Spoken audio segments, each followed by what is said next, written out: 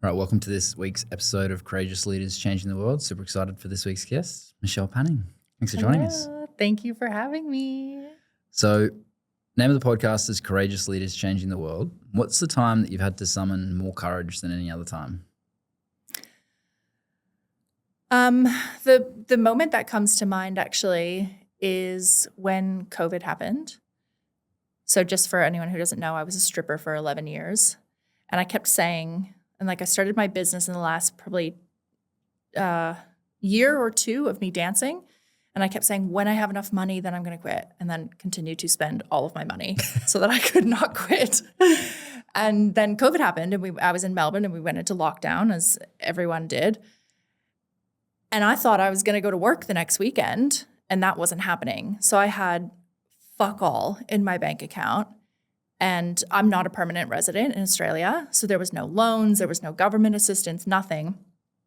And it was this moment of sink or swim. Like, you have to make this work. Luckily, I had launched my first group program 2 weeks prior to this happening. Like, that is divine intervention if I've ever heard it.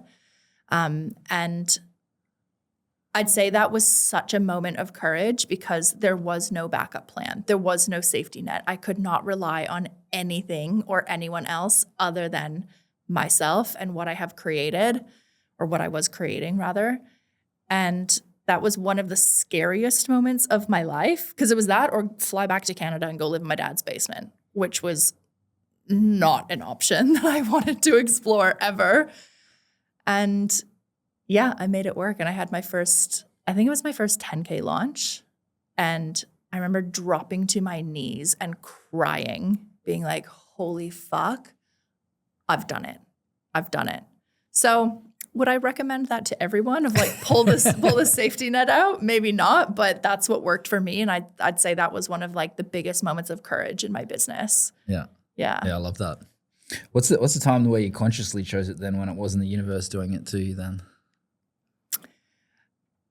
Well, to be fair, I've had a lot of opportunities come my way, and every time I'm scared of it. Every time I'm like, oh, I don't want to do it. I don't want to do it. Even fuck up nights.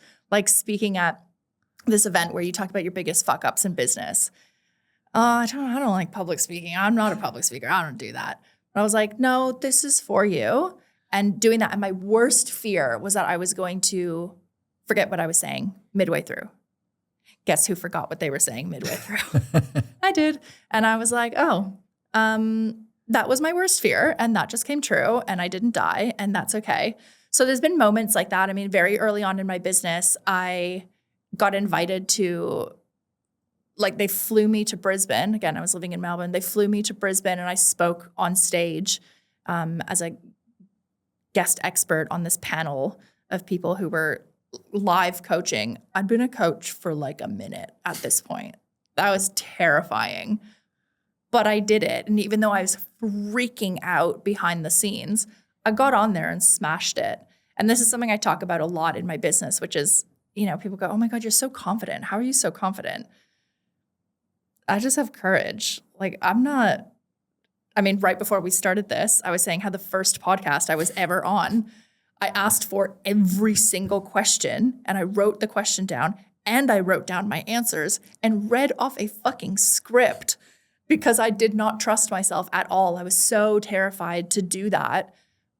But I just feel like I've just taken courageous action over and over and over. And there's still things that I'm like, oh, that's really scary. But it's just part of the process. If you want to be a leader in whatever space, you just have to have courage. The confidence comes from that. Mm. What's something you're facing off with now then, in terms of stepping into more courage? Well, so I coach around relationships, self-worth, self-love, confidence. And my last relationship broke down 9-10 months ago. And that was a full shattering of my identity, because I was out there like, I've found the one. And at the time, like, I truly believed that he was. And then having to kind of eat a bit of humble pie in terms of, so that didn't work out. And kind of just like honestly being brought to my knees in terms of all the things that I thought that I wanted. Like I had the relationship, I had a successful business, I got my dream car, I lived in my dream home, all of the things that I externally thought were going to make me happy. I didn't think that I was falling into that trap, but I absolutely did, where I was like, oh yeah, once I have this, then I'll feel fulfilled. And I got everything and felt more miserable than I ever had in my life. And that was such a sobering moment, because I'm like, oh fuck, wait. What do I do now then? Because continuing to strive in that way of push, get more things, attain more, was not working for me. So right now, my edge is, how do I continue to build? Because I love what I do and I want it to grow. But how do I do that in a way that feels good? And that's become my priority rather than the external success. That's a byproduct of how I feel. And so that has really become my main priority of focusing on how I feel, the people in my world. And it's hard, because why it's a challenge is because when I was pushing, when I had all the things, I made a fuckload of money. Like I was rewarded for it. Yeah. And so I'm wrestling against the belief of like, is there another way? Can I do it another way? Can I still be successful in a way that feels really congruent and really aligned to me and my soul rather than my ego? I think that's been like the most difficult thing. Yeah. Yeah, I love that. Yeah, it's that common journey. You know, we pursue success based on, you know, what looks good rather than what feels good. And then we have that kind of moment where we're like, well, I kind of created all the success, but I'm not like fully receiving it, and I'm not like feeling it and actually enjoying it. You create the business that looks good on social media. It's got the big revenue numbers on it and all the things, but then behind the scenes, like shit's just like falling apart and all of the pieces there. How does someone make that shift of they've recognized that they've created all of the external trappings of success, but they're not enjoying the feeling of it? How do they transition to actually living a life that they love based on how it feels? I mean, having a rock bottom moment will really do it for you, but hopefully you can avoid that, because that was my journey of kind of having that rock bottom. But I think really looking at whether it's the friendships that you have, the relationships, the environment that you live in, your home, the business that you've created, does this feel good for me? Do I feel energized by this? Or am I logging on to Instagram to make content and being like, oh my fucking God, I don't want to do this, or I don't want to hang out with this person, or whatever it is. Like I had to be willing to let everything die. Honestly, I had this moment where I thought, okay, if I had to choose between building this same way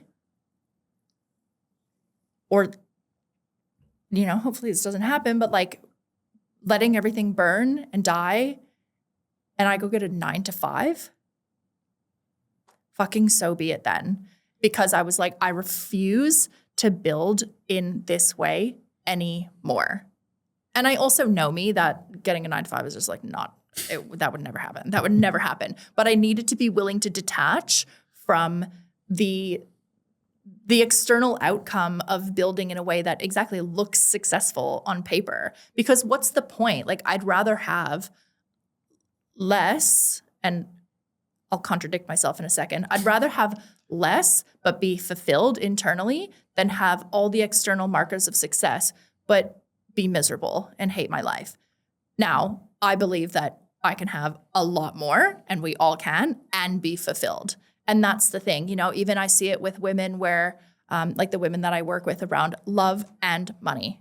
Can I have both? It's either one or the other. You know, they're either building the success and then their love life is falling to shit, or they're all loved up and happy and then their income just tanks. So it's like, how can we hold both? And that has been building a lot of capacity, building a lot of nervous system, doing the regulation, building that nervous system capacity to be able to hold more.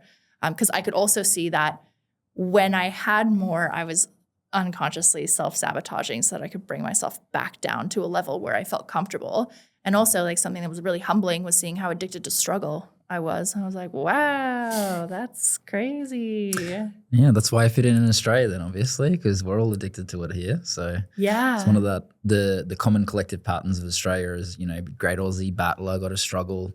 And it's one of the core things because the pattern of struggling is one of anytime that you start to get results above and beyond the circle that you're in, whether it's your family or your friends, anytime that you go above that, you start to guilt yourself and the guilt kind of pulls you back down and you'll either just like get rid of the money and spend it on useless shit, or you'll actually just sabotage yourself from actually making more money, anchoring back to the negative gravitational pull of the circle that you're in. So it's rife in Australia, and so many people, struggle to break through it. What's been your journey with shifting beyond that? Yeah. So the way, this is such an Aussie term, but like the tall poppy syndrome, right? Of all the poppies are one height and then one is standing too high and they go and they chop it. And for me, honestly, I've kind of always been a bit of an attention whore, if I'm fully honest, that hasn't really felt too much of an issue. And I think this is where people are very drawn to me to work with me for confidence, because they're like, you just exude that, like you just embody that. And I felt very comfortable with that. But one thing that I saw, which is kind of veering off a little bit, but I'm actually okay with standing out. I'm okay with being I'm literally tall. I'm like 5'10", like I'm okay with standing out. But what I realized was that I had created this circle, this sphere of influence where I got to be the most successful one, the most intelligent, whatever it was, whatever's going to stroke my ego. And I would unconsciously avoid people, circumstances, events where I maybe felt inferior. And so that's kind of how I capped myself, because I always wanted to be the big fish in the little pond, not, like the fucking minnow in a shark tank. I didn't want to deal with that. Yeah. So that's kind of been my journey of looking at, well, how can I intentionally put myself around people where that's activated in me so that I can move through that, going to different events, hanging out with different people that I normally would have been like, oh, no, they're too advanced for me, or whatever preconceived notions I had. They're too spiritual. They're too successful. They wouldn't want to hang out with me. All these like crazy beliefs that I'm like, where the fuck did that even come from? And so one thing that I share a lot in my business is clock it, own it, clean it up. That's my motto. So like clocking that behavior, if I can see, oh, wow, I feel comfortable in, like, this is not super flattering, but I feel comfortable in superiority. I feel comfortable when I'm the big fish in the small pond. Cool. Now own it. I take responsibility for that. I can see where I have pushed relationships away or been drawn to other relationships because I get to feel a certain way about myself. Okay, now clean it up. Now choose a different behavior, choose a different action. What am I going to do differently? So like I said, intentionally putting myself in situations or scenarios or around people who maybe intimidate me, because that's something that I have had to work through. So yeah, it was easier for me to just be like, oh, no, I'm confident. I don't have issues with that. I'm okay. And then, intentionally put myself in situations which stretch me and stretch my capacity without running or needing to prove myself or doing just like weird fucking behavior, but actually like holding my ground. And I remember being at a retreat a few years ago, and it was with like 7, 8-figure entrepreneurs. And that was something that really scared me at the time. And we were asked to stand up. This was the scariest part of the retreat, to stand up and say our name and who we are and what our intention was. And my intention was to hold my own in a room full of women that I feel intimidated by. And even just saying that, I was like, oh God. But since then, I feel like I made such progress with that, of being able to, really really hold my pillar of self amongst people that I may feel intimidated by. Yeah. What do you find people struggle with the most out of those three? Clock it, own it, clean it up. Yeah. Clean it up. 100%. 100%. I have so many, oh my gosh, your podcast, I've gotten so much awareness. I have so much awareness. And yet you continue to do the same shit repeatedly. So it's like awareness is great. Seeing yourself in a pattern, you know, a lot of the women that I work with, hardcore intellectualizers. You know, they can tell me where their trauma came from, their attachment style, you know, this thing that happened when they were 6 years old, and I can see how that's impacting all of my relationships. And great. And yet here we are still doing the same thing. And I think that's something that's not in at least the world that I'm in. I feel like taking a different action and actually recognizing that you do have choice over your behavior is something that's kind of glossed over in the personal development industry. It's very, you know, the internal work, especially when it comes to relationships. You know, I'm doing the healing work and I'm working on my attachment style and I'm doing embodiment and breath work. I love all of these things. I teach all of these things. I'm doing the shadow work. Cool. Stop going back to him. How about? Like, and I get it that it's hard. I get it. You miss him. The sex is great. Whatever. I don't care. It requires you to make a different decision. And what's that quote that like, if you want a hard life, choose easy things. And if you want an easy life, choose hard things. Because the decision or the behaviors that are actually going to create long-term change in your life, whether it's health, money, relationships, sexuality, anything, is going to be the thing that scares you. It's going to be the thing that feels, oh, that's uncomfortable. That's edgy. That's how you grow your capacity. That's how you expand your comfort zone, not by talking about it in therapy for 7 years. Because I was having this conversation with someone today. It gives your ego the false sense that you're making progress. Oh, well done. You've written a to-do list. Great. You need to actually do said things on said to-do list. So I think that's the part that people struggle with the most. And a lot of people, and I know this because I was that person, outsource their power in a sense of, oh, but I can't, I have anxious attachment. Oh, I'm avoidant. Oh, I'm like this. Yeah. Great. So are a lot of people. That doesn't give you an out for doing the actual work and creating behavior change. Yeah. Yeah, I love that. Very much on the same page. Talk about it in terms of like spiritual bypassing. It's like most people, you know, perpetuate their identity of who they need to be seen as someone in the work rather than actually someone who changes. And the majority of people, especially when they've done like lots of personal development, that's kind of just what they loop in. They loop in doing the work to be seen as someone doing the work rather than actually creating change in their life. I was speaking on it at Mind Valley. It was like a talk on, what did I call it? Personal Development Junkies Anonymous. It's like all of the people that just like loop in the work all of the time because they've created so many identities around it because most people need to be seen as that, but then also they have created that level of community around the people they hang around that they just like loop in it. I was even having a conversation with someone who's like spoken all over the world maybe like 2 weeks ago about it as well with the community on the Gold Coast and some of the patterns that are playing out there in terms of a lot of people are creating friendship circles that all have the same relationship with money. It's like they all have the same thing and they all hang out together and then they all go and do their business things together, but they all like still enroll each other in all of their smallness and not actually showing up differently. It's just like, oh, this is going on for me. Okay, cool. I'll take you through a process. It's like, okay, cool. Did you show up in your business? Did you actually ask for more money? Did you actually change anything? It's like, fucking no. It's like, who would have thought? Yeah. So on the same page there. What do you recognize as some of the other patterns where people start to spiritually bypass then?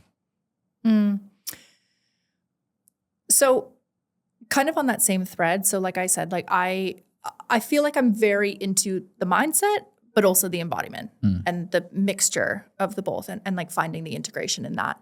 But people get stuck in either or. Yep. So there's the kind of what you were saying of like, oh, I need to go into a process and, oh, you know, someone didn't buy my thing. I need to. We can't be having a process every time you have a feeling. And I'm all for feeling the feels and all the things, but you need to actually do something differently. You need to show up. You need to participate in your life. So there's that, the addiction to the healing, the trauma, the suffering, which is what I saw.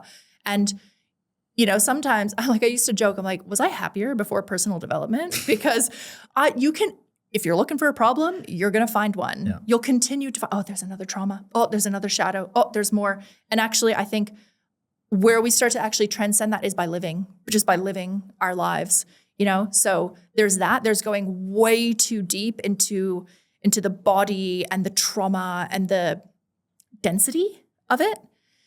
And then there's the opposite, which is everything's fine. Mindset my way out of this. High vibe. We're all good. Nothing to see here. You know, when you're genuinely having a human experience and you're having a feeling about something or, you know, I don't really believe in one emotion being better than the other. So I don't think that, you know, joy is inherently better than grief. I think they just are. They're just parts of the experience. Do I want to experience more joy than I experience grief? Yeah, absolutely. But there's one dial on emotion. So if you turn down the dial on grief and shame and, you know, anger, whatever, you're also turning down the dial on joy and bliss and ecstasy and pleasure and love and all of the things. So with that, when we go, oh, well, I just want to live joyous, it's kind of like saying like, I'm going to just lose belly fat. That's it. Like, well, that's not really, you know, whatever. I don't know. I'm not a fitness expert. Maybe it is. Someone else can tell me. They're like, actually. But yeah, so, you know, the where we kind of take mindset too far, I feel, is disregarding the human, disregarding the body, that you're having a visceral reaction, whether it's, you know, some anxiety or there is grief or there is rage. Oh, no, that's not spiritual. No, I can't possibly feel anger. That's very low vibration. I don't believe in that. I really don't believe in that. I think that we can go into it and then we can alchemize it and then we can move out of it versus I think where people are like, oh, but if I open that, then it's Pandora's box. And if I open the door to my rage, I will never stop being angry, which simply isn't true. You actually perpetuate this subtle hum of anger and frustration when you don't actually allow your anger to be expressed. And that was certainly my experience where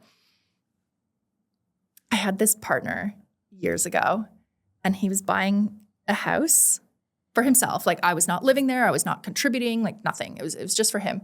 And 6 months straight, we were house shopping for him every single Saturday. And I'm like, I want to be a good girlfriend.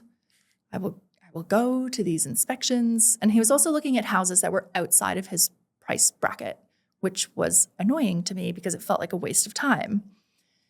6 months, he finally gets the house and I think, oh God, I've done it. Yes, I have successfully been a great partner. I have gone.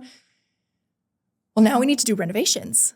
So now we need to go to Bunnings and Sydney Tools and we need to go furniture shopping and all the things. And again, I'm okay. So I'm trying to shove my anger and frustration and resentment down. And I remember after a few months of, again, every Saturday doing this, the shops shut at 5 and we were at this home center and it was like 4:45. And I thought, okay, I've done it. We can go home. And he goes, I just want to stay in one more store. And I lost it. I was like, I'm not going to another fucking store. Like, I hate it. We ended up breaking up that night. And it was because the way I see it is like trying to hold down those emotions is like trying to hold a beach ball underwater. Really difficult, and it's gonna pop up. So the second that you're tired or hungry or PMSing or whatever, out it comes. And I had hit my limit. So had I just said, I don't want to, 8 months ago, I wouldn't have gotten to that point of exploding. So that's why I don't find it helpful to bypass our anger or our grief or whatever, because the shadow always wins. It's going to come out regardless. And it's probably going to come out and at the worst time where you don't want it to. And then because of that, it then creates this loop where, oh my God, I can't believe I exploded like that. I was so angry. That was so immature of me. I was so reactive. That's so bad. See, this is why I shouldn't get angry. Whereas actually, if you had a clean expression of anger and was not directing it at someone, but actually just feeling it and then expressing from a clean space of, I don't want to do this. This is a boundary for me, or I need to take care of myself, whatever it is, it doesn't actually get to that point. Yeah, I love that. What's been your experience then with, journeying, the good girl or the good girlfriend then? It's so funny because I taught this. I have been teaching this for 8 years. The good girl, the caretaker, the rescuer, the martyr. Never resonated with it. I was like, that's not me. I'm rebellious. I would say like a strong, independent woman. That was probably what I resonated with the most. Like, I've got me.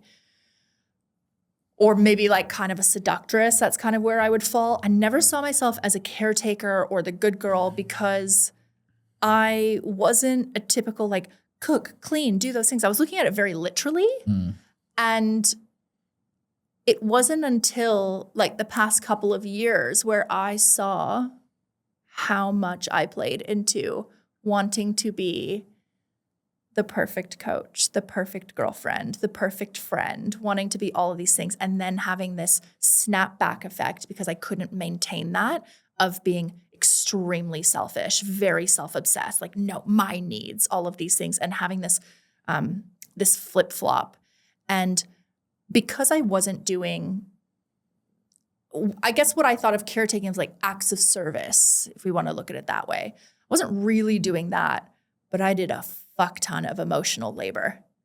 I was I'll fix myself. I'll get better. I'll do more work. Oh, you're fine. Yep. Let me just focus on me, and I'm not enough. And if I could just get my shit together, then they would be happy and we wouldn't be having these issues. And I unconsciously chose people who were emotionally unavailable, who had abandonment issues, who had mommy issues, all of these things. Because guess who got to come in and be the rescuer? Guess who got to come in and, oh, I'll fix you, I'll heal you, all of these things. And kind of wanted a project and then complained about having a project the entire time. Oh my God, why can't they lead and be the masculine and all the things, not realizing that I got so much from that. I felt needed. I felt like I had a purpose. And I wanted to be seen a certain way. So I wanted to be seen as the one who was a better communicator, the one who could be more vulnerable, the one who had the emotional depth, all of the things.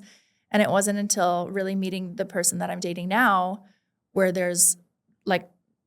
they're even more emotionally open than I am, where I'm like, oh, wow, I really played it safe because I got to go to the level of depth that I wanted to go to.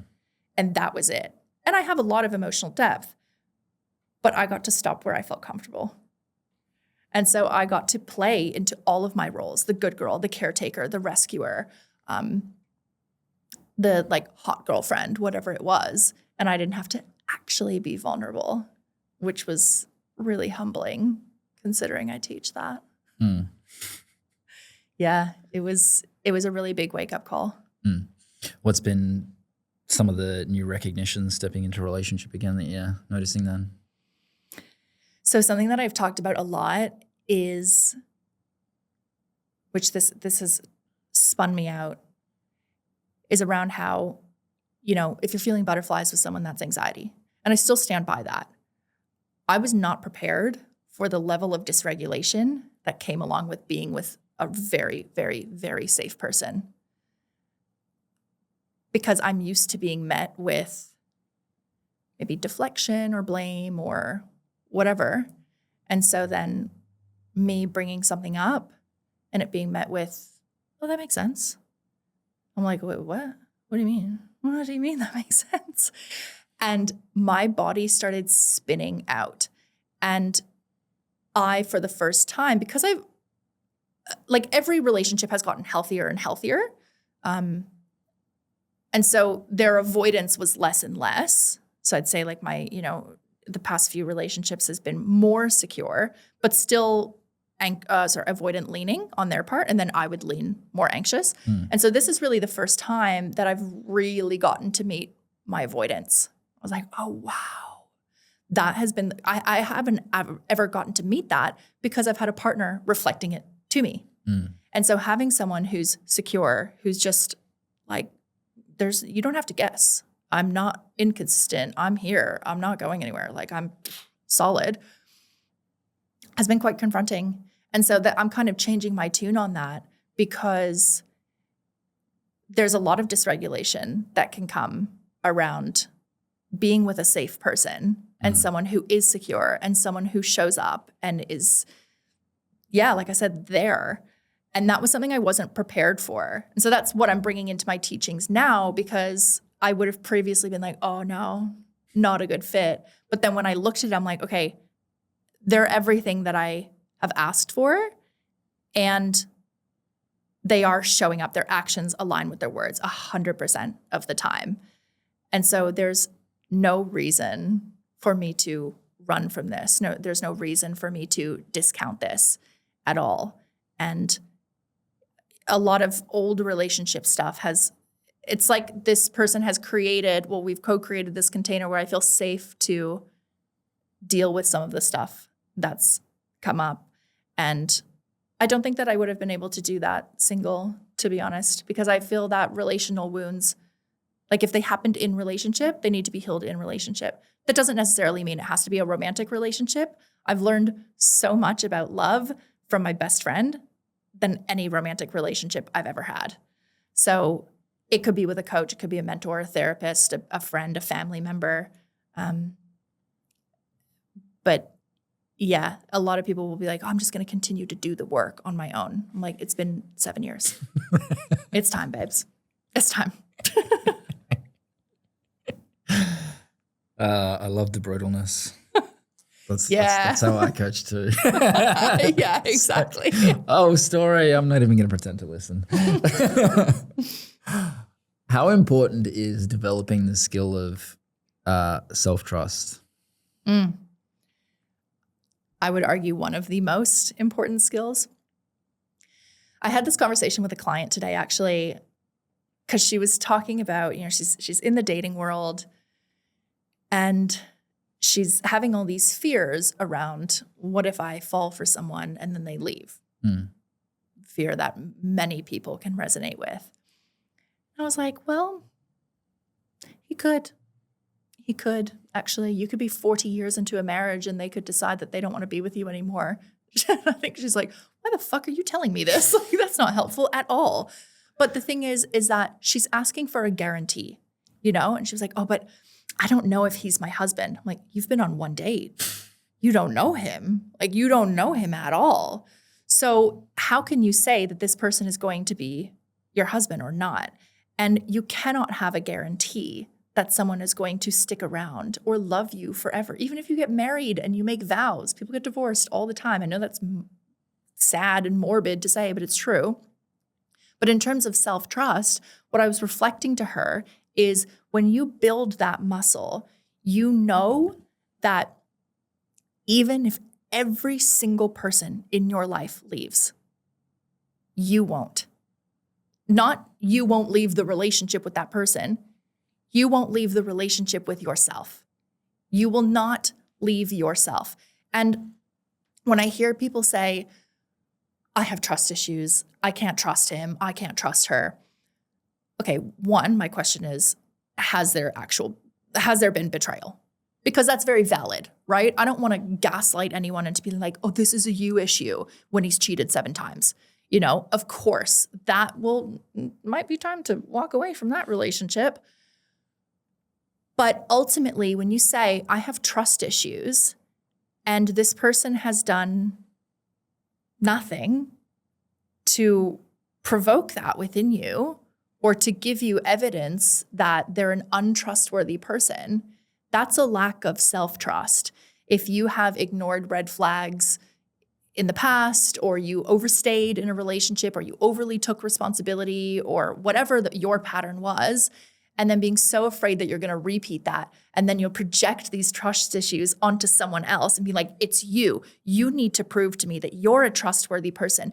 You need to validate me and reassure me all the time, consistently, so that I don't have to deal with what I'm dealing with internally, which is a lack of self-trust. And so the more that you can do what you say you're going to do, the better it's going to be for your relationships. And so people will look at, okay, so I'm going to do nervous system regulation when I'm extremely dysregulated, or I'm going to trust myself when I see a red flag.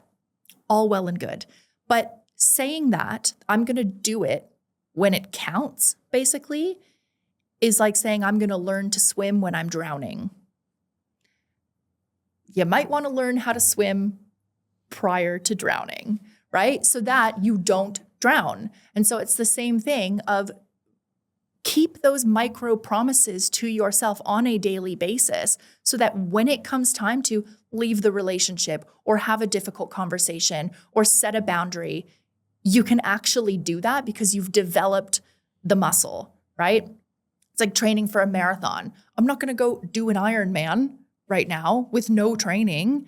You'd be training the entire time so that you can complete it. So you don't completely gas yourself out or bail or, quit or whatever it is. And so it's the same thing with self-trust. That is a muscle that takes time to develop. And a lot of people don't want to do the consistency of building that muscle. And so then it's just easier to, I don't trust you. And you need to work overtime to make me trust you. When ultimately it's like, no, I trust myself to see the signs. And even if I don't, because this has been my thing, I don't want to be blindsided ever again. That's like, I don't want that ever.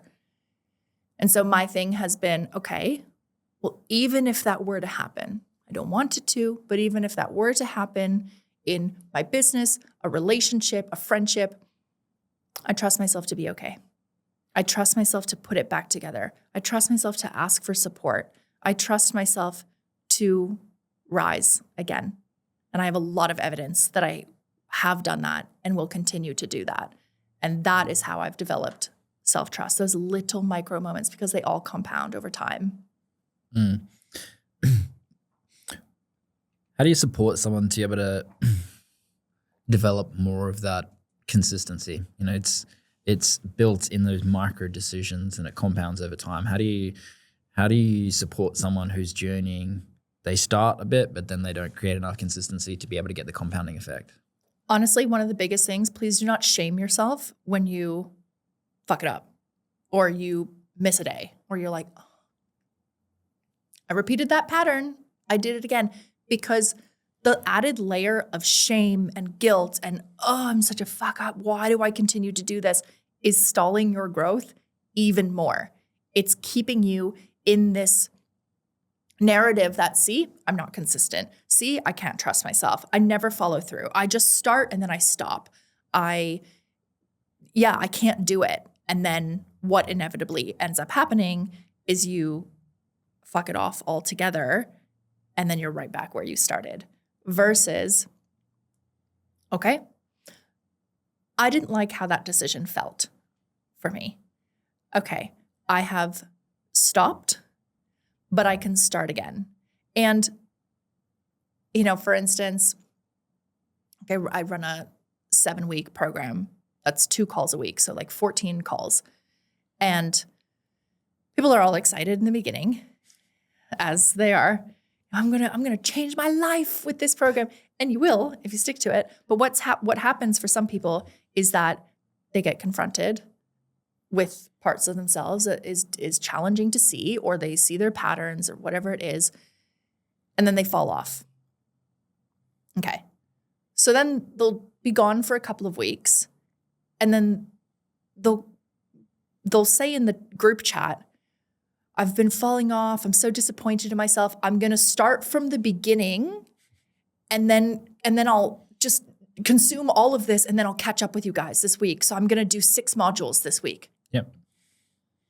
Logically makes so much sense. Stop starting from the beginning. Just plug back in. Just pick up where you left off. Like, it's okay. And I think what I've seen in myself and with my clients and friends and just humans in general is that perfection. It's black and white. It's good or bad. It's all or nothing, which is all ego.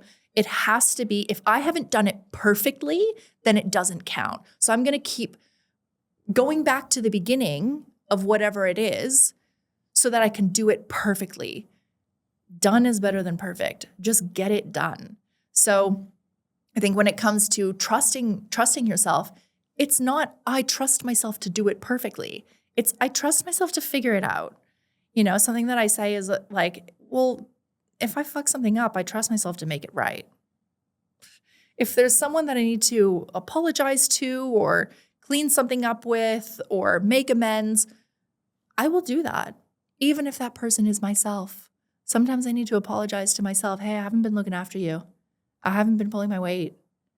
Rather than, oh my God, I'm such a fuck up. Oh, I can't believe I've done this.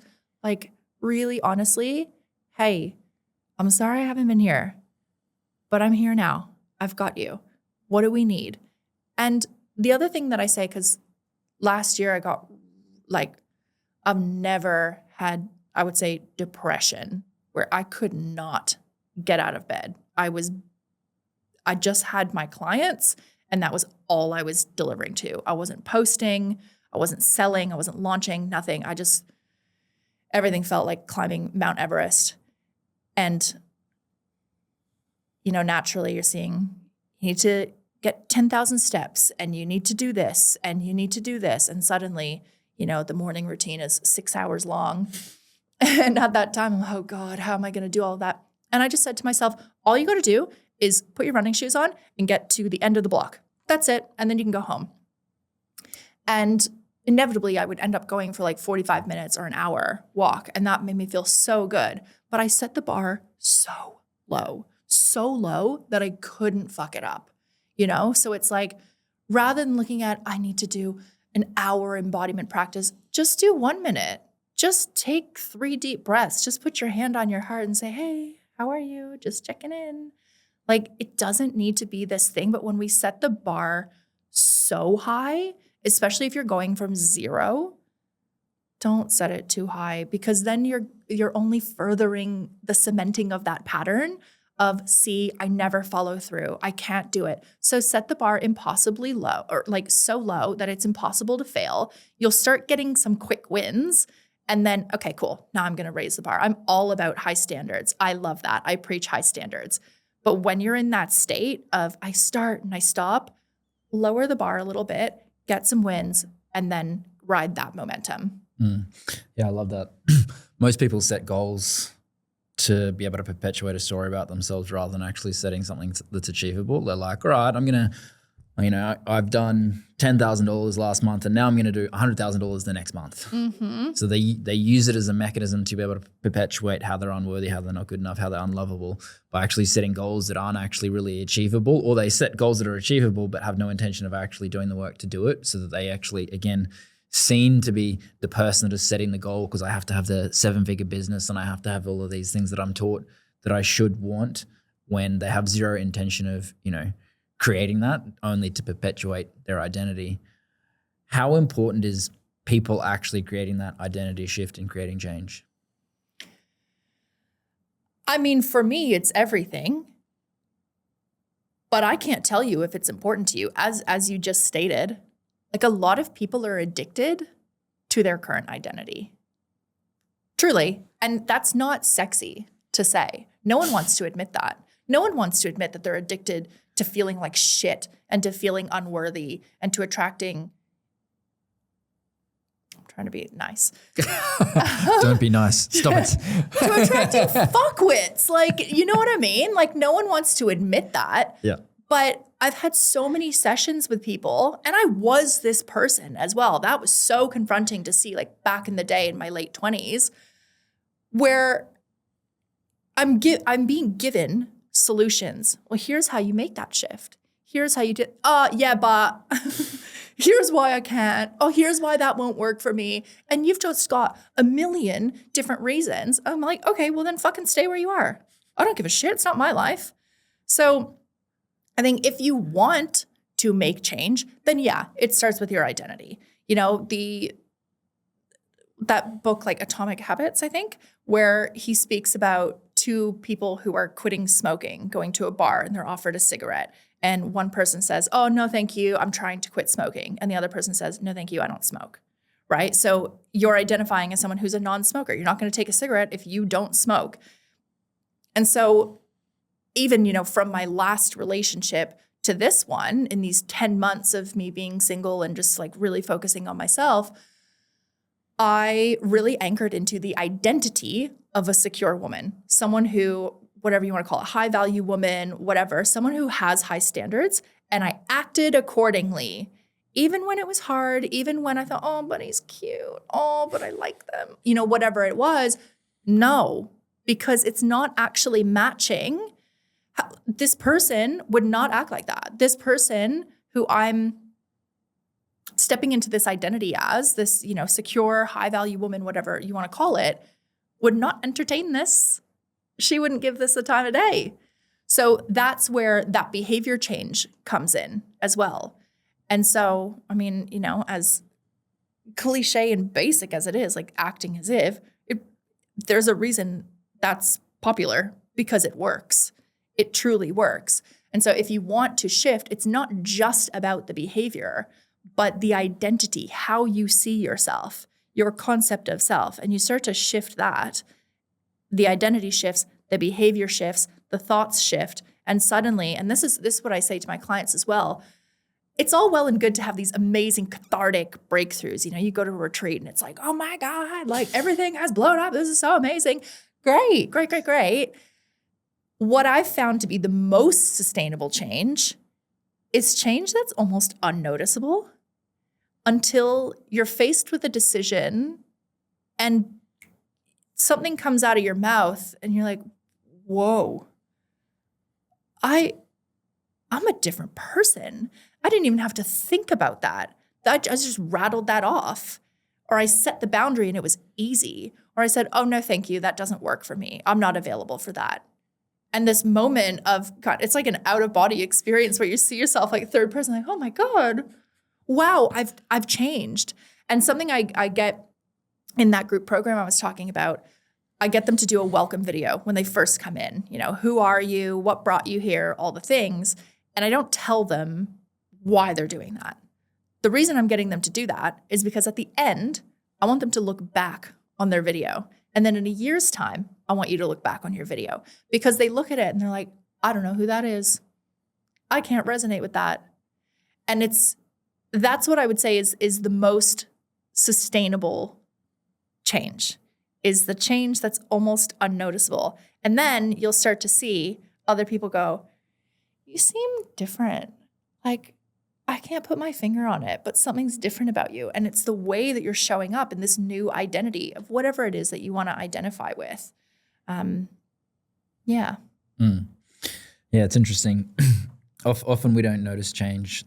It's called change blindness. So we don't recognize all of the tiny little things that make the biggest difference. We think that it has to be the, you know, as you said, the huge, big cathartic breakthrough. But what mostly creates that shift is, you know, our identity or how we see ourselves, which then allows us to be able to have that moment of, as you call it, out of body experience. I call it like the glitch, where you're just like, oh, like I normally would never say that, or I would normally never respond like that. But like my standards are now here, and now it's just like, that's just how it is. There's not even any questioning. There's an absolute knowing of that's the experience that you're stepping into, and holding that standard of that based on you owning it, and then also expanding into the expansion of your capacity to be able to hold that. Mm-hmm. How important is expanding your capacity? Is everything. And that's what I'm navigating right now. Because I do have quite a large capacity. But I can see that this connection, I'm like, oh, wow. It's commanding, not demanding, but commanding a different level of depth, of presence, of openness, of vulnerability in me that I haven't yet experienced. And like I said, my body's been like, freaking out. And like, I love that you word that word glitch. Like that's exactly how I feel. Like you articulated that perfectly, of this like glitch in my system. Like, do I get to have this? Is this like, okay? And I can feel, and this is why I love like parts work and shadow work so much, because I can feel one part of me that's like, oh, no, too much, scary. But I have another part that's like, no, this is good. This is really, really good. So I have these other parts to soothe that part.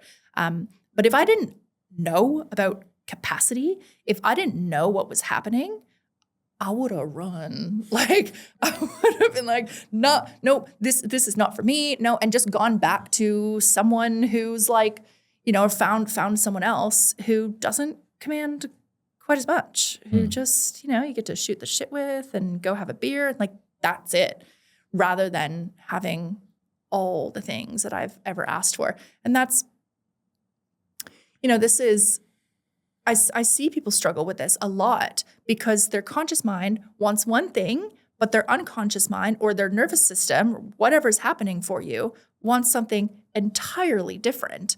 One of my favorite quotes from the book Existential Kink by Carolyn Elliott, she says, having is evidence of wanting. So whatever keeps showing up in your life repeatedly, it's because on some level you want that. Don't tell me that you hate these emotionally unavailable people or whatever. When that's a pattern and that keeps showing up, what are you getting from it? And that's the thing where I want a 7-figure business. I want my dream relationship. I want to find my husband. I want to find my wife. I want the body of my dreams.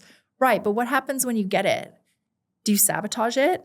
Exactly like we were saying before, of getting money and then spending all of it. Or, you know, you have a great launch and then you fuck off on your business for 3 months and you completely bail and ghost it. And so increasing your capacity is not just about getting the thing, but actually being able to hold and sustain the thing, whether it's a relationship or a business or money or whatever it is. You need to have that level of capacity. And so that's the awareness of knowing what's happening. Because I don't think it's bad to have feelings of or thoughts of like being avoidant or noticing, I've made a bunch of money and now I want to spend it all. Or I've made a bunch of money, now I want to ghost my business. I don't think it's bad to have any of those thoughts.